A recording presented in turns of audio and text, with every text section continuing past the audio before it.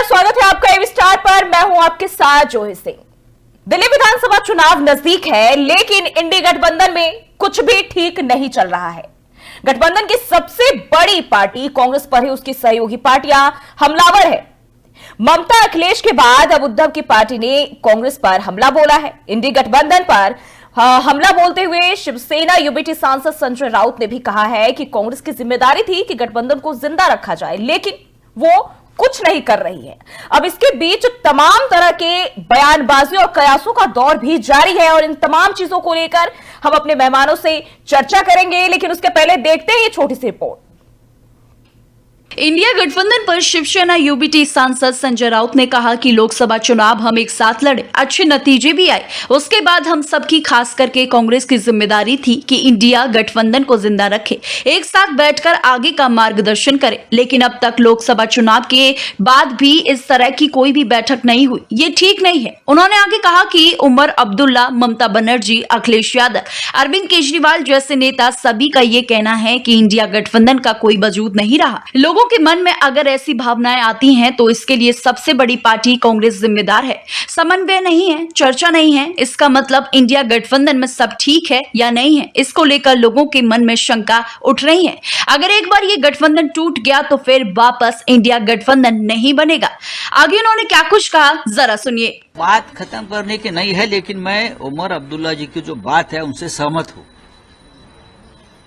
लोकसभा चुनाव हम एक साथ लड़े, अच्छा रिजल्ट भी आया है। उसके बाद ये हमारी जिम्मेदारी थी सबकी, खास करके कांग्रेस पार्टी की, जो एक बड़ी पार्टी है हमारे अलायंस में, कि ये इंडिया अलायंस जिंदा रखे। फिर एक बार सबको एक साथ बैठकर क्या करना है, देश में कौन से मार्ग से जाना है, उसका मार्गदर्शन करे, चर्चा करे। लेकिन अब तक आफ्टर लोकसभा इलेक्शन एक भी इस प्रकार की बैठक हुई नहीं है। फिर वापस इंडिया अलायंस नहीं बनेगा अगर एक बार ये टूट गया तो। अगर ये भूमिका किसी पार्टी की है तो बड़ी पार्टी है, तो आप सोच लीजिए इस प्रकार का बयान करने से पहले कि आगे क्या हो सकता है। वो तो इलेक्शन जुमला था, चुनाव जीतना था, 1500 रुपया में बहनों के वोट खरीद लिए। जम्मू कश्मीर के मुख्यमंत्री उमर अब्दुल्ला ने गुरुवार को इंडिया अलायंस खत्म करने की बात कही। उन्होंने कहा कि लोकसभा चुनाव के बाद इसकी कोई बैठक नहीं हुई है। ये गठबंधन लोकसभा चुनाव तक ही था, तो इसे खत्म कर देना चाहिए। इसके पास ना कोई एजेंडा है और ना ही कोई लीडरशिप। आगे उन्होंने क्या कुछ कहा, जरा ये भी सुनिए। जहाँ तक मुझे याद है, इस पे कोई वक्त की सीमा लगाई नहीं गई थी। और बदकिस्मती की बात यह है कि क्योंकि इंडिया ब्लॉक की कोई मीटिंग बुलाई नहीं जा रही है, तो इसमें कोई क्लैरिटी नहीं है, ना लीडरशिप को लेके, ना एजेंडा को लेके, ना आगे क्या हम रहेंगे या नहीं रहेंगे इसको लेके। शायद दिल्ली के इंतखाबात हो जाएं, उसके बाद अच्छा ये होगा कि इंडिया ब्लॉक के तमाम जो हिस्सेदार हैं उनको बुलाया जाए और इस पर क्लैरिटी हो। अगर ये सिर्फ पार्लियामेंट इलेक्शंस के लिए था, इसको वाइंड अप करिए, फिर हम अपना काम अलग से करेंगे। अगर पार्लियामेंट इलेक्शन के बाद ये असेंबली के लिए भी है तो फिर हमें मिलकर काम करना होगा। वहीं आपको बता दें कि इंडिया अलायंस की आखिरी बैठक 1 जून 2024 को हुई थी। उसके बाद हरियाणा, जम्मू कश्मीर, महाराष्ट्र और झारखंड में विधानसभा चुनाव हो चुके हैं। दिल्ली विधानसभा चुनाव में कांग्रेस अकेली पड़ गई है। आप और समाजवादी पार्टी, तृणमूल कांग्रेस और शिवसेना यूबीटी का सपोर्ट मिल चुका है। अरविंद केजरीवाल ने दोनों नेताओं का समर्थन किया और उन्हें शुक्रिया भी अदा किया। शिवसेना यूबीटी नेता संजय राउत ने कहा कि भाजपा ने चुनाव से पहले प्रोजेक्ट लॉन्च किए और फिर 5 साल कुछ नहीं किया। दिल्ली की जनता अरविंद केजरीवाल के साथ है। केजरीवाल बोले, दिल्ली में मुकाबला आप और भाजपा के बीच इंडिया ब्लॉक का चुनाव नहीं है। आम आदमी पार्टी के राष्ट्रीय संयोजक अरविंद केजरीवाल ने कहा कि दिल्ली विधानसभा चुनाव में भाजपा और आपके बीच सीधा मुकाबला है, ये इंडिया ब्लॉक का चुनाव नहीं है। करीब 1 महीने पहले दिल्ली चुनावों में आप और कांग्रेस के गठबंधन की अटकलें लग रही थी। तब 11 दिसंबर को एक्स पर पोस्ट करके अरविंद केजरीवाल ने साफ किया था कि आम आदमी पार्टी अपने दम पर चुनाव लड़ेगी, उसके कांग्रेस के साथ किसी भी तरह के गठबंधन की संभावना नहीं है। इसके कुछ दिन बाद यानी कि 25 दिसंबर को कांग्रेस नेता अजय माकन ने दिल्ली कांग्रेस की तरफ से आम आदमी पार्टी और भाजपा के खिलाफ 12 पॉइंट का व्हाइट पेपर रिलीज किया था। तब उन्होंने कहा था कि लोकसभा चुनाव के लिए आपके साथ गठबंधन में आना कांग्रेस की भूल थी, जिससे अब सुधारा जाना चाहिए। इसके साथ ही अरविंद केजरीवाल को देश का फ्रॉड किंग यानी कि सबसे बड़ा धोखेबाज बताया गया था। माकन ने कहा कि अगर केजरीवाल को एक शब्द में परिभाषित करना हो तो वो शब्द फर्जीवाल होगा। अजय माकन ने कहा कि मुझे लगता है कि आज दिल्ली की जो हालत है और कांग्रेस जो यहाँ कमजोर हुई, उसका एक ही कारण है कि हमने 2013 में 40 दिन के लिए आपको सपोर्ट किया था। तो कांग्रेस और आम आदमी पार्टी दिल्ली विधानसभा चुनाव में अलग थलग हैं और देखिए तो कांग्रेस ही खासकर अपने ही सहयोगियों के बीच बिल्कुल अकेली पड़ गई है। सवाल ये कि क्या यहां सिर्फ मौका परस्त लोग हैं जो समय पड़ने पर एक साथ होते हैं और जब जरूरत पड़ी तो फिर बिछड़ गए। अब एक के बाद एक जो इंडिया गठबंधन के तमाम जो नेता है वो कांग्रेस पार्टी को लेकर अपना बगावती रुख कहीं ना कहीं वो दिखाते नजर आ रहे हैं। कह रहे हैं कि अगर दिल्ली विधानसभा चुनाव की बात आती है तो यहां प्रधानमंत्री नरेंद्र मोदी को टक्कर देने के लिए केवल एक ही चेहरा है जो यहां पूरी तरह से डटकर मुकाबला उनका कर सकता है और वो है अरविंद केजरीवाल। यानी कि राहुल गांधी और कांग्रेस पार्टी पीएम के बराबर में खड़े नहीं हो सकते हैं और ये जो इंडिया गठबंधन के सहयोगी दल है उन्हें भी पता है। इंडिया गठबंधन पर शिवसेना सांसद संजय राउत ने भी अभी बयान दिया। जिस तरीके से हमने आपको सुनवाया भी वो साफ तौर पर ही कह रहे हैं कि लोकसभा चुनाव में हम लोग साथ लड़े, अच्छे नतीजे भी हमें देखने को मिले एक साथ जब हम इकट्ठा होकर लड़े, लेकिन इसके बाद हम सबकी खास करके कांग्रेस की जिम्मेदारी थी कि इंडिया गठबंधन को जिंदा रखे, एक साथ बैठकर आगे का मार्गदर्शन करने। यानी कि इंडिया गठबंधन में अगर हम देखें पुराने दौर का अगर एक बार रुख करते हैं तो नीतीश कुमार ने जैसे ही साथ छोड़ा, नेतृत्व को लेकर चर्चाएं सामने आने लगी, कौन संभालेगा। कहीं ना कहीं इस पर कांग्रेस को लेकर बगावती रुख भी देखने को मिले। तेजस्वी यादव ने ममता बनर्जी का समर्थन किया, इसके साथ साथ अन्य कई दलों ने भी ममता बनर्जी का साथ दिया, क्योंकि कहा गया कि जो वरिष्ठ नेता है अगर वो इंडिया गठबंधन को नेतृत्व करती है इसका तो कहीं ना कहीं वो फायदा होगा उनके मार्गदर्शन में। हम सभी लोग अगर बैठ के इस पर विचार करते तो ज्यादा फायदेमंद होगा। लेकिन अब वही कहीं ना कहीं नजारा विधानसभा चुनाव में भी देखने को मिल रहा है। जिस तरीके से अगर हम बात करें राजधानी दिल्ली में विधानसभा चुनाव होने हैं और ऐसे में जो सियासी बयानबाजी है, कयासों का दौर है वो भी शुरू हो चुका है और ऐसे में क्या वाकई में सवाल ये खड़ा होता है कि कांग्रेस का हाथ यहां कमजोर पड़ गया है, जो अपने ही साथी एक एक करके दूर हो रहे हैं। दिल्ली विधानसभा पर चुनाव पर ये सियासी जंग जो छिड़ी हुई है, अपनों के बीच कांग्रेस घिरी हुई है। लोकसभा चुनाव में जो दो शहजादों की जोड़ी काम आई, उपचुनाव के दौरान वो कहीं ना कहीं बिखर गई। हालांकि ना चाहकर भी कांग्रेस पार्टी ने अपना समर्थन दिया, लेकिन सीटों को लेकर जो कुछ भी नजारा देखने को मिला, समीकरण जो देखे गए, दांवपेच जो देखा गया, वो हम सभी जानते हैं, वाकिफ है उपचुनाव, यूपी उपचुनाव को लेकर। और अब वही नजारा दिल्ली विधानसभा चुनाव में भी देखने को मिल रहा है, क्योंकि कांग्रेस के साथ ही चाहे हम बात कर ले महाराष्ट्र की बात कर ले, दिल्ली की बात कर ले, जम्मू कश्मीर की बात कर ले, जो इंडिया के जो भी सहयोगी दल है एक एक कर कांग्रेस से अपना पल्ला झाड़ रहे हैं। उनका कहना है कि हम राष्ट्रीय तौर पर, राष्ट्रीय लेवल पर हम एक साथ हैं, लेकिन जब बात क्षेत्र की आती है यानी कि राज्यों की आती है तो हम अलग अलग है। लेकिन सवाल यह कि यह गठबंधन है कैसा? क्या सिर्फ लोकसभा चुनाव के लिए ही बनी थी? आखिर इंडिया गठबंधन की हम बात करते हैं, कब ये बनी और कब खत्म हुई? क्या ये जो नजारे देखे जा रहे हैं इंडिया गठबंधन के बीच, कलह कलेश देखे जा रहे हैं, इससे इस बात का अंदाजा लगाया जा सकता है कि ये कब बना और कब खत्म हुआ, कुछ पता ही नहीं चला। अपने ही अपनों के सामने खड़े हैं, लड़ाई लड़ रहे हैं। और ऐसे में हम अपने मेहमानों से भी बातचीत करेंगे, जिसके लिए हमारे साथ जुड़ चुके हैं राजनीतिक विश्लेषक एहसान खान। बहुत बहुत स्वागत है सर आपका। सबसे पहले मैं आपसे जानना चाहूंगी, इंडिया गठबंधन का जो कुछ भी नजारा है इन दिनों दिल्ली विधानसभा चुनाव को लेकर, अपने ही अपनों के प्रतिद्वंदी बने हुए आम आदमी और कांग्रेस पार्टी की हम बात कर रहे हैं, क्या कैसे देखते हैं आप? बहुत बहुत धन्यवाद। मेरी आवाज आ रही है आप? जी जी बिल्कुल। हाँ, गठबंधन दो तरह के होते हैं। जो राजनीतिक गठबंधन है वो दो तरह के होते हैं, दो प्रकार के होते हैं। जी। जैसे कि हमने देखा है, या तो गठबंधन वो होते हैं जो कि अपने स्वार्थ के लिए किए जाते हैं, या गठबंधन वो होते हैं जो समाज सेवा, ग्राम सेवा, राष्ट्र सेवा, जन जन की सेवा के लिए किए जाते हैं। दो गठबंधन होते हैं और दो गठबंधन दोनों की दिशा अलग अलग है। तो जो इंडिया गठबंधन है वो स्वार्थ के लिए हुआ, अपने अपने स्वार्थ के लिए हुआ। चाहे केजरीवाल जी हो, चाहे ममता बनर्जी हो, चाहे राहुल गांधी हो, चाहे अखिलेश यादव हो, चाहे और जितने भी घटक दल हैं।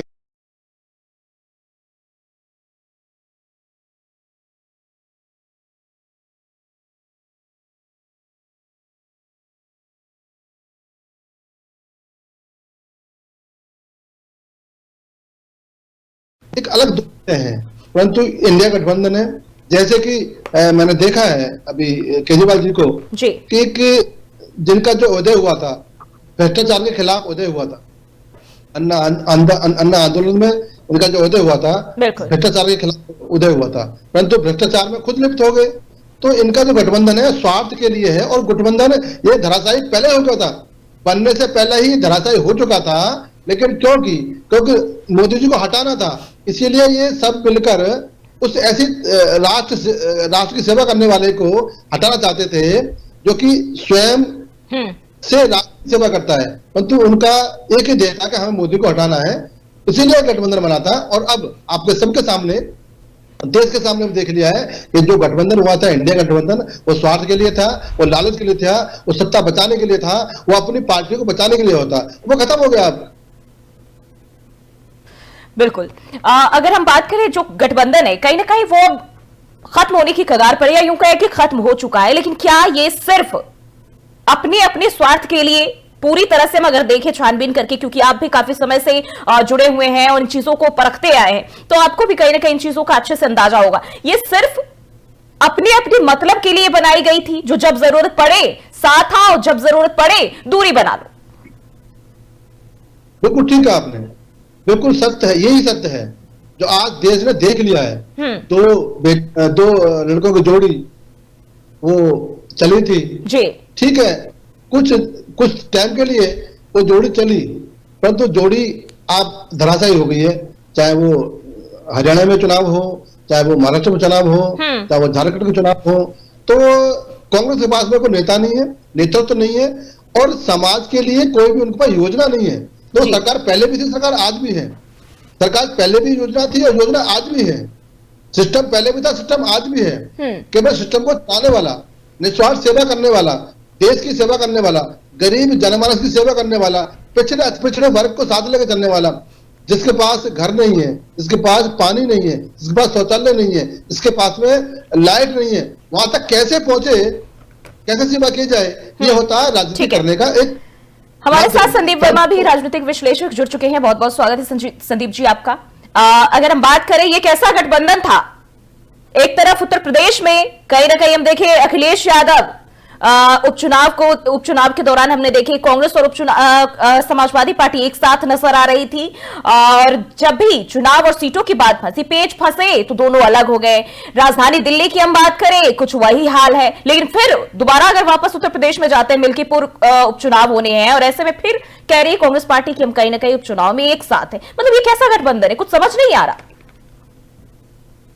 जी देखिए, ये गठबंधन ही जनता को ठगने का ठगबंधन है।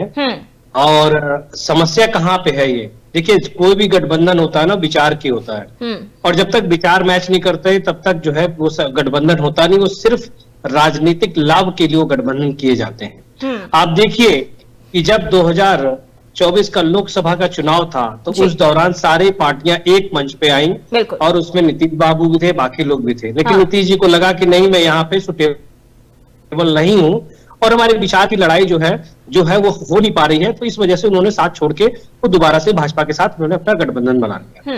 अब रही बात देखिए आम आदमी पार्टी की, आम आदमी पार्टी जो है आंदोलन से उभर के आई हुई पार्टी थी, उसका मेन मकसद था भ्रष्टाचार के खिलाफ लड़ाई। लेकिन आने वाले जो नेता इनके जो थे, संजय सिंह हो या फिर अरविंद केजरीवाल हो या बाकी बड़े नेता हो, तो सारे लोग भ्रष्टाचार के लिप्त में जो है लोग जो है जेल चले गए। अब जब जेल चले गए तो फिर जो है इनको लगा कि अब तो हमारा जो है कुछ रहा नहीं, तो अब 2024 का इलेक्शन है उसमें जो है किसी तरीके से अपनी पार्टी को मजबूत करने के लिए गठबंधन के साथ खड़े हो जाते, क्योंकि ये बिल्कुल अलग थलग हो गए थे। तो इन्होंने गठबंधन का साथ दे दिया, और चूंकि कांग्रेस भी और बाकी पार्टियां भी चाहती थी कि सब बीजेपी को हराने के लिए, एनडीए को हराने के लिए इकट्ठा हो जाए, उन्होंने ऐसा ही काम किया और इकट्ठा होकर जो हराने की पूरी कोशिश की, और उसका उनको फायदा मिला। ऐसा नहीं कि फायदा नहीं मिला, लेकिन बहुत ज्यादा फायदा नहीं मिल पाया जितना उनको मिलना चाहिए था, जिस हिसाब से वो मोदी को हराने के लगे थे। अब प्रॉब्लम कहां है? देखिए, दिल्ली का जो इलेक्शन है, वो दिल्ली का इलेक्शन अब जो है पूरा कांटे का मुकाबला हो गया है। समस्या वहां पर ये हो गई है कि अब कांग्रेस इसलिए चुनाव अलग लड़ना चाह रही है क्योंकि उस कह रही कि मैं जी बहुत अच्छा प्रदर्शन कर रहा हूं, और शीला दीक्षित जी के कामों को गिनाते हुए और जो है वो आगे बढ़ना चाह रही है। वहीं जो है आम आदमी पार्टी कभी नहीं चाहती है कि उनका जो है इन्वॉल्वमेंट विधानसभा के चुनाव में हो, वो जब भी हो केंद्र के चुनाव में ही सिर्फ उनका इन्वॉल्वमेंट हो। तो गठबंधन तो ये राजनीतिक लाभ हो गया कि जी गठबंधन सिर्फ विधानसभा चुनाव के लिए नहीं होगा और लोकसभा चुनाव के लिए होगा। तो कहीं ना कहीं ये राजनीतिक लाभ के लिए गठबंधन किए गए थे। अगर विचारधारा की लड़ाई होती या फिर जनता के सुख और दुख की बात होती तो ये शायद गठबंधन बिल्कुल, और शायद यही वजह है। तेजस्वी यादव कह रहे हैं कि लोकसभा के लिए गठबंधन था, पवन खेड़ा कह रहे लोकसभा के लिए गठबंधन था। वहीं दूसरी ओर हम अन्य पार्टियों की बात करते हैं, चाहे वो उमर अब्दुल्ला हो, संजय राउत हो, तमाम लोग कह रहे हैं कि इसमें कहीं ना कहीं सिर्फ बीजेपी के लिए हम लोग सब इकट्ठा हुए थे, एंटी हुए थे। लेकिन अगर राज्य की बात आती है, विधानसभा चुनाव की बात आती है तो हम सब एक दूसरे के खिलाफ है। मतलब इस गठबंधन का तो कोई तोड़ ही, कोई एजेंडा ही समझ नहीं आता इनका क्या मकसद है, क्योंकि खुद ही ये ऐसे काम कर रहे हैं जो जगह से अगर बीजेपी फिर हंस रही है तो कहीं ना कहीं इसमें कहीं जायज भी है। जी देखिए, मैं उमर अब्दुल्ला जी की बात कहूं, कल का उनका स्टेटमेंट ये आया भी था कि जो है देखिए इस तरीके से गठबंधन नहीं चलेगा कि आप एक जगह गठबंधन करें, दूसरे गठबंधन नहीं कर रहे हैं। क्या स्टेट इलेक्शन जब जम्मू कश्मीर का हुआ था तो उसमें गठबंधन किया था? बिल्कुल किया था। उन्होंने जो है कांग्रेस को कुछ ही सीटें दी थी और उन्होंने अच्छा प्रदर्शन किया और वहां पे अच्छा जीत भी हासिल की है। लेकिन बाकी और जगह की बात मैं करूं, क्या महाराष्ट्र के इलेक्शन में भी गठबंधन हुआ था? लेकिन दिल्ली में आके पेच इसलिए फंस गया क्योंकि दिल्ली में अरविंद केजरीवाल जी को लगता है कि मैं जो है सर्वो सब कुछ हूं। देखिए, मैं इसमें कांग्रेस की गलती मैं नहीं मानता हूं। उनको लगता है कि मैं ही सब कुछ हूं, मैं ही जीत जाऊंगा। मतलब पिछले दो इलेक्शन का जो रिजल्ट रहा है उसको लेकर कहते हैं घमंड एक आना। कभी भी राजनेता को घमंड आने की जरूरत नहीं होती है, तो वो लोग सोचे कि मुझे घमंड एक्चुअली में उन लोग को आ चुका है, तो इस वजह से वो गठबंधन नहीं कर रहे हैं। लेकिन मेरा मानना है अगर शायद वो कांग्रेस के साथ गठबंधन करते तो उनको इसका फायदा मिलता। देखिए, मैं मानता हूं कि पिछले 2 इलेक्शन में अगर कांग्रेस की वोट बैंक देखे तो 4 से 5-7% तक रही है। कई सीटों पे वही जो है जिताऊ भी काम करेगी। ऐसा नहीं कि भाजपा कमजोर हुआ है, भाजपा और मजबूत हुआ है। तो पिछले 2 चुनाव से भाजपा काफी मजबूत हो गया, तो काफी अच्छी टक्कर देगा, फाइट देगा। कई सारे सीटों पे भाजपा अपना अच्छा काम करेगा, हो सकता है कन्वर्ट भी कर ले। तो वहां पे इनको साथ होने की जरूरत थी, क्योंकि अब देखिए हर बार वैसा ही माहौल नहीं रहता है। राजनेता के लिए या फिर पार्टी के लिए हमेशा एक ही जैसा माहौल, एक ही जैसा दिशा नहीं हो सकता। हमेशा दिशा भिन्न होता है और अलग माहौल होते हैं। तो इस टाइम पे केजरीवाल के खिलाफ बहुत सारे ऐसे फैक्टर्स हैं जो बीजेपी को इसका फायदा मिल रहा है। तो इस टाइम पे केजरीवाल को, मेरा ऐसा मानना है कि उनको केजरीवाल जी को जो है कांग्रेस का साथ देना चाहिए था। कांग्रेस के साथ गठबंधन, भले ही कांग्रेस को 8 सीट 10 सीट 15 सीट देते, लेकिन कहीं ना कहीं उनको फायदा मिलता। लेकिन ये गठबंधन नहीं है। मैं अभी भी कहूंगा कि ये ठगबंधन है। जनता को ठगने के लिए इस तरीके गठबंधन किए जाते हैं। अगर जनता के हित और सुख की बात होती, सर्वजन हिताय सर्वजन सुखाय की बात होती, तो शायद ये ऐसा नहीं होता। ये आपस में मिलकर चुनाव लड़ते और बीजेपी को हराने का काम करते। लेकिन चूंकि एनडीए बहुत मजबूत है और मजबूत दावेदारी के साथ चुनाव लड़ रहा है, और मुझे लगता है कि इस बार एनडीए जो है अच्छा जो है चुनाव लड़ेगी और हो सकता है रिजल्ट भी बेहतर रहे। बिल्कुल। एहसान खान, जिस तरीके से जो भी इन दोनों उथल पुथल मची हुई है, अगर हम बात करें सांसद संजय राउत, वो कह रहे हैं कि लोकसभा चुनाव में जब हम साथ लड़े थे तो नतीजे भी अच्छे आए थे, और उसके बाद हम सबकी जो जिम्मेदारी थी कहीं ना कहीं इस गठबंधन को संभाल के रखनी थी, खासकर कांग्रेस पार्टी की। लेकिन आज वही कांग्रेस पार्टी इन तमाम लोगों के लिए एक कील सी बन गई है, जो बार बार चुप रही है, हर कोई इसे दरकिनार कर रहा है। बेसिकली कांग्रेस ना गठबंधन के लिए नासूर है। हाँ, और वो नासूर अभी इनको पच नहीं रहा है। अभी बात मेरे भाई ने करी थी कि महाराष्ट्र में अभी विधानसभा चुनाव हुए हैं, गठबंधन था उनका, तो संजय राउत जी पता नहीं क्या बोलते हैं, वो क्या कब बोलते हैं नहीं पता। अब दिल्ली में क्यों नहीं हुआ? दिल्ली की वजह है क्योंकि 13 से पहले सरकार कांग्रेस की थी। अब केजरीवाल जी के पास में कोसने के लिए कोई पार्टी है नहीं, भाजपा कोस सकते नहीं है। अब कोसने की पार्टी से कांग्रेस बची है, कांग्रेस से कोसे, फिर वे पब्लिक को गुमराह करेंगे और फिर सत्ता में आना चाहते हैं। लेकिन अब जनता ने परख लिया है, क्योंकि क्यों परखा है कि जब अरविंद केजरीवाल जी भ्रष्टाचार के खिलाफ आए थे तो उनके साथ बहुत बहुत दिग्गज लोग थे, चाहे प्रसाद भूषण हो, चाहे शशि भूषण हो, चाहे किरण बेदी जी हो, चाहे कुमार विश्वास के मित्र हो। जब उन्होंने उनको साथ छोड़ दिया तो जनता ने देख लिया है कि जो अपनों के नहीं है तो हमारे कैसे हो सकते हैं। दूसरा, उन्होंने जो शराब नीति लाई है दिल्ली, वो कहीं ना कहीं दिल्ली के परिवारों को, जो आम परिवार थे, जो बेचारे कहीं ना कहीं शराब के उनके परिवार में जो व्यक्ति पीते थे उनसे पीड़ित थे, डबल काम हो गया, उनके परिवार टूट गए, यहाँ तक कि आपस में तलाक हो गए परिवारों का। तो ये बड़ा बड़ा फैक्टर है और इसीलिए मजबूरी है केजरीवाल जी की कि कांग्रेस के साथ नहीं लड़ेंगे, वो कांग्रेस को गरियाएंगे और सत्ता में आने की कोशिश करेंगे। परंतु अब ऐसा होना दिखता नहीं है कि कांग्रेस ही मजबूत है और भाजपा तो मजबूत है ही है, और केजरीवाल का जो पत्ता है, जो षड्यंत्र था उनका, वो खत्म हो गया है। अब इनकी राजनीति चलने वाले है नहीं, वोटर जागरूक हो गया है। ठीक है, पार्टी आई थी, एक गठबंधन के साथ में अच्छा एक नेतृत्व तो मिलना चाहिए था, नहीं दे पाए। अब मोदी जी को हराओ, किसने मना किया है, लेकिन नीति से हराओ, एक लकीर बड़ी खींचो। आप योजना दोगे नहीं, आप जन जन की सेवा करोगे नहीं, आप बूढ़ी माँ को मकान दोगे नहीं, आप घर में शौचालय दोगे नहीं, आप वृद्धा को उज्ज्वला, वृद्ध माँ को उज्ज्वला योजना दोगे नहीं। तो योजना तो पहले भी थी, योजना आज भी है, पर योजना देने के लिए जो कार्यक्रम आपके हाथ में है वो किया नहीं आपने। आपने केवल भ्रष्टाचार कर सारे मंत्री जेल चले गए और अब मुख्यमंत्री कौन बनेगा? अरविंद जी बनेंगे नहीं। जो सुप्रीम कोर्ट की गाइडलाइन है उसमें मुख्यमंत्री बनेंगे नहीं अरविंद जी, तो मुख्यमंत्री के चेहरे खुद के इनके पास नहीं है। तो ये इनकी जो राजनीति है खत्म हो गई है।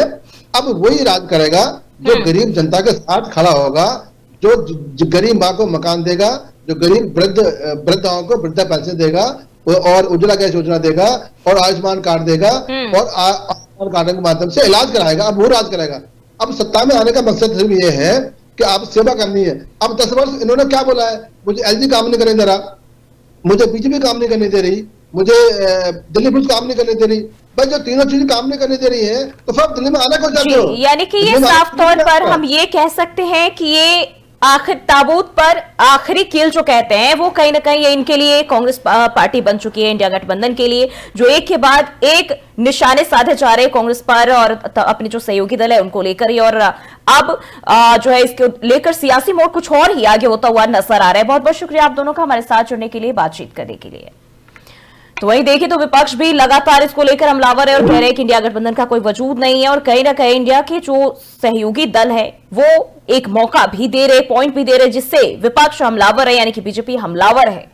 तो इंडिया गठबंधन में मचे घमासान पर आगे क्या कुछ होगा ये दिल्ली विधानसभा चुनाव के बाद और स्पष्ट रूप से सामने आ पाएगा। और फिलहाल के लिए मेरे साथ इस खास कार्यक्रम में बस इतना ही। बने रहिए एबी स्टार के साथ।